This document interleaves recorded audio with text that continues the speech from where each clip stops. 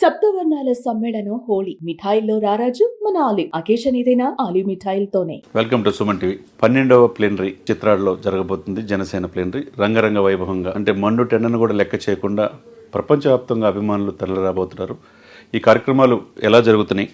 ఎందుకంటే గత వారం రోజుల నుంచి ఇక్కడే కాకినాడలో ఉండి అమలాపురం ఇన్ఛార్జిగా ఈ జన సమీకరణలో భాగంగా అహర్నిశలు కృషి చేస్తున్న జనసేన ప్రధాన కార్యదర్శి దాదాపు 8 సంవత్సరాలు పవన్ కళ్యాణ్ గారితో జర్నీ అయింది. అదేవిధంగా ఆంధ్రప్రదేశ్ ఎంఎస్ఎంఈ చైర్మన్ కూడా తమ్మిరెడ్డి శివశంకర్ గారు మనతో ఉన్నారు. తమ్మిరెడ్డి శివశంకర్ గారితో మాట్లాడదాం. పైన పోరాటం పవన్ కళ్యాణ్ గారిది ముఖ్యంగా దాదాపు దశాబ్దం తర్వాత కానీ అధికారం రాలా, అన్నీ అప్పచేయాలి. మొట్టమొదటిసారి విజయం, ఆ విజయం కూడా 100% స్ట్రైక్ రేటు. నాయకుడితో పాటు 20 మందిని గెలిపించుకున్నారు, 21 మంది ఎమ్మెల్యేలు, 2 ఎంపీలు. దీంతోపాటు టీడీపీని గెలిపించుకొని మొత్తం 124 ఎమ్మెల్యేలు, 21 ఎంపీలతో సరికొత్త రాజకీయం ఆంధ్రప్రదేశ్లో శ్రీకారం చుట్టింది మీ నాయకుడు పవన్ కళ్యాణ్ గారు. అందులో నో డౌట్ దేశం మొత్తం అతని వైపు చూసేటట్టుగా ఫ్రంట్ లైన్ మీడియా చూపించిన పవన్ కళ్యాణ్ గారు నేషనల్ మీడియా అంతా చూపించేదలికి ఇప్పుడు ఫ్రంట్ లైన్ మీడియా కూడా మొత్తం కంప్లీట్ పవన్ కళ్యాణ్ గారు. పవన్ కళ్యాణ్ గారు లేని రాజకీయం ఊహించుకోవటం కష్టమైపోయింది. అది మీరు ఈ యొక్క జర్నీలో ఆయనతో పాటు దాదాపు 8 సంవత్సరాల నుంచి ఉన్నారు మీరు. ఈ ఏర్పాట్లు ఎందుకంటే అపజయాలే మీరు చూసిన జనసేన నాయకులంతా మీరంతా అపజయాల్లో ఆయన ఎమ్మటి ఉన్నారు. ఇప్పుడు ఫస్ట్ టైం విజయోత్సవ సభ రేపు జరగబోతుంది. ఎలా ఉండబోతుంది? చాలా ఆనందంగా ఉందండి. ఎందుకంటే ఏర్పాట్లు కూడా ఇది మీరు చెప్పినట్లు గతంలో ఆవిర్భావ సభకి దీనికి చాలా తేడా ఉందండి. ఎందుకంటే అధికారంలో భాగస్వాములు అయ్యాం, పోరాటాలు చేసాం, ప్రతిఘటించాం, ఉద్యమాలు చేశాం. ఇప్పుడు అధికారంలో పాలు పంచుకున్నాం. రండి ఉత్సాహంగా ఉత్సవంలో పాల్గొందామని చెప్పేసి మా జన సైనికులు, వీర మహిళలు అందరూ కూడా అత్యంత ఉత్సాహంతో ఉన్నారు. చాలామంది రేపు తరలిరానున్నారు. అందుకు తగ్గట్టుగానే ఏర్పాట్లు అనేక కమిటీలు పార్టీ ఆధ్వర్యంలో వేయడం జరిగింది. కమిటీలో సభ్యులందరూ కూడా వారి వారికి అప్పగించిన బాధ్యతల్ని త్రికరణ శుద్ధిగా నిర్వర్తిస్తున్నారు. అలాగే అక్కడ ఆహారం మాకు మచిలీపట్నంలో పవన్ కళ్యాణ్ గారు దృష్టికి వచ్చింది. ఎప్పుడైతే సభ అయిపోయి వెళ్ళేటప్పుడు హోటల్స్ లేవు, ఫుడ్ దొరక్క ఇబ్బందులు పడ్డారు. లాస్ట్ పవన్ కళ్యాణ్ గారు అంటే ఎంత నిశితంగా గమనించి నిర్ణయాలు తీసుకుంటారు, ప్రజలు ఇబ్బంది పడకూడదన్నటువంటి ఆలోచన ఎలా ఉంటుంది అన్నదానికి ఇది చక్కని ఉదాహరణ అండి. రేపు సభ అయితే అద్భుతంగా జరుగుతుంది. చాలా ఉత్సాహంతో ఉరకలేస్తుంది. పవన్ కళ్యాణ్ గారు ప్రజలను ఉద్దేశించి ఏం మాట్లాడతారని అందరితో పాటు నేను ఆసక్తిగా ఎదురు చూస్తున్నాను. తెలియదు అంటారా ఏం మాట్లాడబోయేది? తెలియదు. ఇంతకుముందు మాట్లాడేటప్పుడు మీరు ఒక బాంబు పేలవబోతున్నారని చెప్పేసి అనేవాళ్ళు. అంతకుముందు అధికారం రాకముందు మీరు అనేవాళ్ళు ఆయన మాట్లాడేది అనేది నిజంగానే. అంటే అప్పట్లో ఏమిటి అంటే ప్రతిపక్షంలో ఉన్నాం కాబట్టి, పోరాటాలు చేశాము కాబట్టి మాకు స్టెప్ ముందుగానే తెలిసేది. నేను ఊహించగలిగేవాడిని. అధికారంలో ఉన్నాం కాబట్టి, అధికారం తర్వాత మొట్టమొదటి సభ కాబట్టి నాకు కూడా కొద్దిగా ఉత్సాహంగానే ఉంది. గత ఆవిర్భావ ఉత్సవంలో కూడా ఇప్పటంలో కానీ మచిలీపట్నంలో కానీ సుమారు 200 మంది ఉండేవారు. డయాస్ మీద 150, 170, 200 మంది. పార్టీ ఎక్స్పాండ్ అయ్యాక అనేక మంది నాయకులు వచ్చారు, బాధ్యతలు తీసుకున్నారు. వాళ్ళందరినీ కూడా డయాస్ మీద కూర్చుంటారు రేపు. సుమారు నాకు తెలిసింది 200 మంది వరకు కూడా డయాస్ ఆక్యుపేషన్ ఉంటుంది.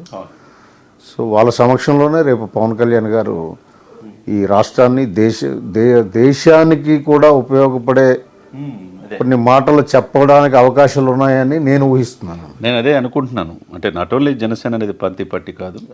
ఎందుకంటే పవన్ కళ్యాణ్ అభిమానులు మనం చూసాం.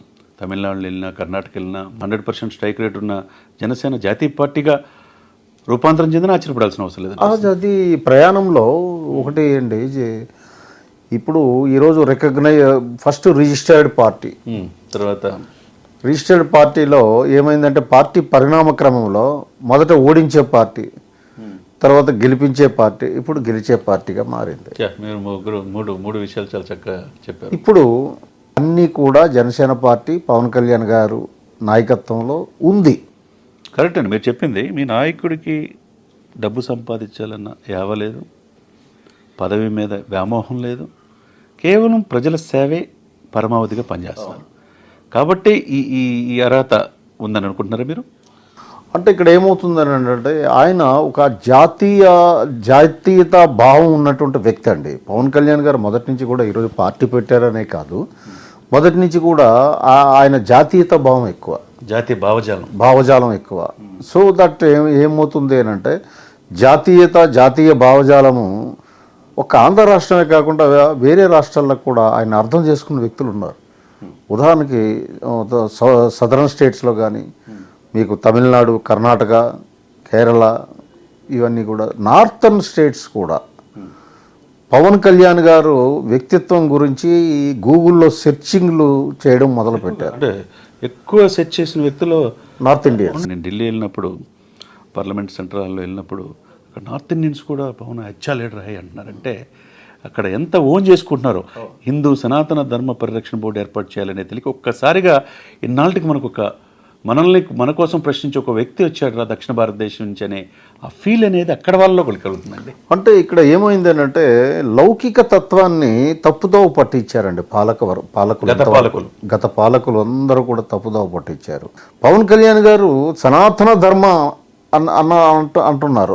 అది హిందుత్వ కానీ మతానికి సంబంధించింది కాదు. అది ముస్లిమ్స్ను క్రిస్టియానిటీని తక్కువ చేసినట్టు కాదు. లేదు, సనాతన ధర్మం అంటే ప్రతి మతంలో ఉంటుంది సనాతన ధర్మ. It is code of conduct. ప్రజలు ఎలా జీవించాలి, ఏ రకంగా ఉండాలి అనేది చెప్తుంది మతంలో. దాన్ని మనం పరిరక్షించుకోవాలంటున్నారు.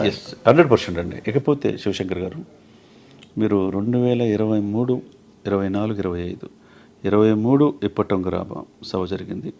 అక్కడ గ్రామంలో స్థలం ఇస్తే సభా వేదిక ప్లీనరీకి ఈకుండా అధికార పార్టీ చేసి వాళ్ళ యొక్క గోడలు ఇల్లు కూడా పగలగొడితే ప్రతి ఇంటికి సొంతంగా ₹1,00,000 ఇచ్చాడు ఆయన. అదే రోజు అక్కడ గ్రామానికి వెళ్ళటానికి కూడా ఒప్పుకోకపోతే వెహికల్ మీద ఎక్కి వెళ్ళాడు.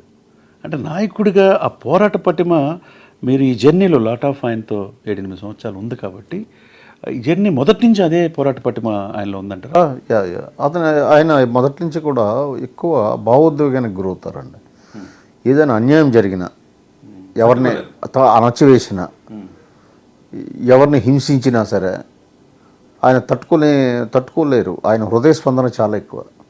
భావోద్వేగానికి గురై దాని యందు ఫోకస్ చేసి ఎలాగైనా సరే న్యాయం జరగాలి అన్నటువంటి తపన, ఆవేశంతో కూడిన తపన అంతే ఎక్కువ ఉంటుంది. ప్రజల కోసం, అది కూడా ప్రజల కోసం, అదే తన కుటుంబాని కోసం కాదు. మీరు అన్నట్టు ఆ రోజున ఇప్పటంలో గ్రామంలో వాళ్ళు ఇబ్బంది పెట్టింది ఆ రోజే వైసీపీ ఆ రోజే నాంది పలికింది. ఎందుకంటే ఆ రోజే కదా పవన్ కళ్యాణ్ గారు, నాకు బాగా గుర్తు, రేపు బాంబు పేలిపోతుందని చెప్పేసి నేను అన్నమాట. నాకు కూడా గుర్తు ఆ రోజే కదా ప్రతిపక్ష అంటే ఓటు చీలనివ్వను అని ఒక ప్రభుత్వ వ్యతిరేక ఓటు చీలనివ్వను అని ఒక ట్యాగ్ లైన్, ఒక పర్ఫెక్ట్ గా పనిచేస్తుంది. సింపుల్ సెంటెన్సే కానీ దాంట్లో చాలా అర్థాలు ఉన్నాయి.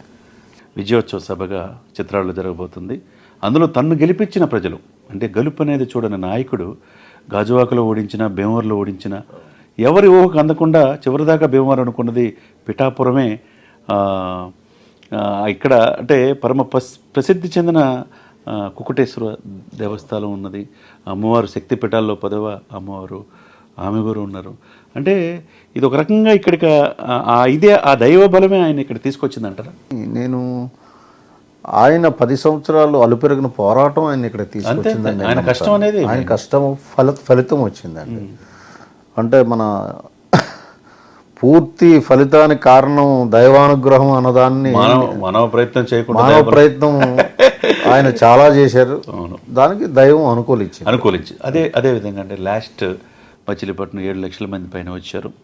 అక్కడ జరిగిన పొరపాట్లు, అక్కడ మిగతా వచ్చిన వాళ్ళేమో పలావ్ ప్యాకెట్లు మీద ఇవ్వాల్సిన అవసరంలా, డబ్బులు ఇవ్వాల్సిన అవసరంలా, మందు బాటిల్ ఇవ్వాల్సిన అవసరంలా, అది అందరికీ తెలిసిన అంశమే.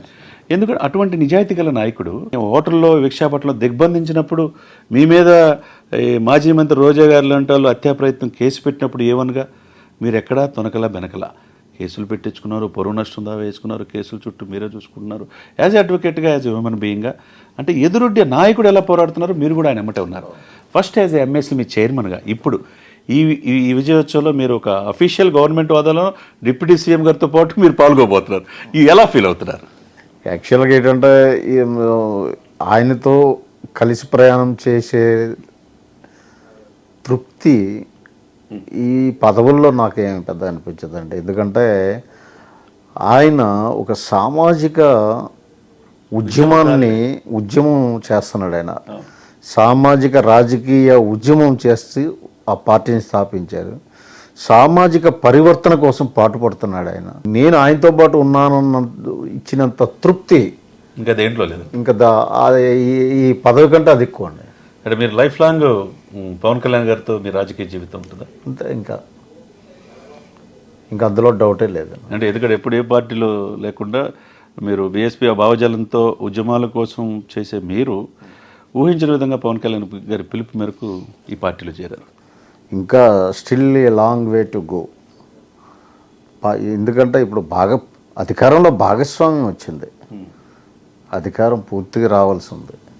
ఆ రోజు కోసం ఎదురు అతి తొందరలో ఉందన్నట్టు చూద్దామండి. ఇప్పుడు మనం ప్రయత్నం చేసుకుంటూ పోవడమే, ఫలితాలని మనం ప్రభావితం చేయలేము. ఎందుకంటే చాలా మంది అభిమానులు కూడా అలా ఆకాంక్ష ఇంకా మరింత ఉన్నతమైన పొజిషన్. విశాఖపట్నం కూడా దగ్గర. యాక్చువల్గా దిస్ ఈజ్ ఎ ప్రాబ్లం అండి. పవన్ కళ్యాణ్ గారు మీటింగులకి, ఆవిర్భావ సభకి ఎస్టిమేషన్ వేయడం చాలా కష్టం. ఇంటెలిజెన్స్ కూడా నాడి దొరకదు. మీరు లెక్కలు కరెక్ట్గా చేస్తారు కదా డిపార్ట్మెంట్. అంటే ఇప్పుడు నేను లెక్కలు వేరు, ఈ లెక్కలు వేరు. అమలాపురం నేను చూశాను, చూసి కోఆర్డినేటర్గా చూశాక అక్కడ నేను ఎస్టిమేషన్ ఏంటంటే 20,000 మంది వస్తారు. దేశ రాజకీయాల్లో ఏదో చెప్పబోతున్నాడు పవన్ కళ్యాణ్ అనే ఉత్సుకతో దీన్ని ఏ విధంగా మీరు చూస్తారు?